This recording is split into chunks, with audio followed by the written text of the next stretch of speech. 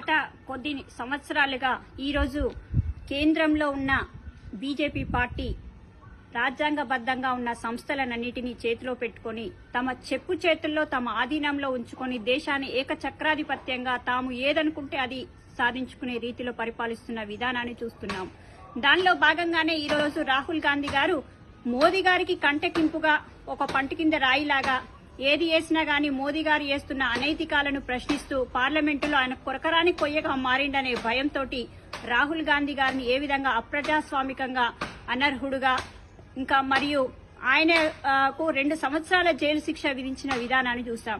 దాన్ని అప్పీల్ చేస్తూ పైకోర్టుకు వెళ్లే హక్కు ఈరోజు ప్రతి ఒక్క పౌరునికి ఉంటుంది. దానిలో భాగంగా రాహుల్ గాంధీ గారు గుజరాత్ హైకోర్టుకు వెళ్తే కనీసం హైకోర్టు వాళ్ళ అప్పీల్ కూడా స్వీకరించలేని పరిస్థితులలో ఈరోజు మోడీ షా చెప్పు చేతల్లో ఈరోజు దేశం యొక్క న్యాయం నలిగిపోతుందని చెప్పడానికి ఉదాహరణగా ఉంది. ఈ రకంగా అంటే మోదీ గారు చేస్తున్న అన్యాయాలను ప్రశ్నిస్తే ఈ రకంగా మీరు మీ బలాన్ని ప్రదర్శిస్తూ మీ కింద అన్ని రకాల సంస్థలను అడ్డం పెట్టుకొని ఈ రకంగా తొక్కి పెడతారా? ప్రజలు గమనిస్తున్నారు.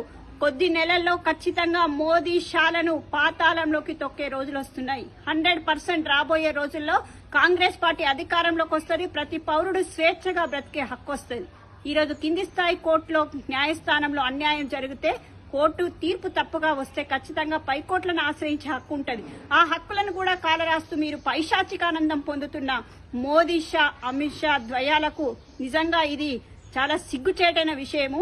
మీరు ఈ రకంగా అప్రజాస్వామికంగా మేము విజయం సాధించినామని గొప్పలు చెప్పుకుంటున్నారు. కానీ ఇది ఖచ్చితంగా రాబోయే రోజుల్లో మీ ప్రభుత్వ పతనానికి నాందిగా ఇది మేము హెచ్చరిస్తున్నాము. 100% ప్రజలు గమనిస్తున్నారు, మీ అన్యాయాలు గమనిస్తున్నారు, మీ అనైతికాలు గమనిస్తున్నారు. 100% రాబోయే రోజుల్లో ప్రజలు మీ కర్రు కాచి వాత పెట్టే రోజులు దగ్గరలో ఉన్నాయని హెచ్చరిస్తున్నాం.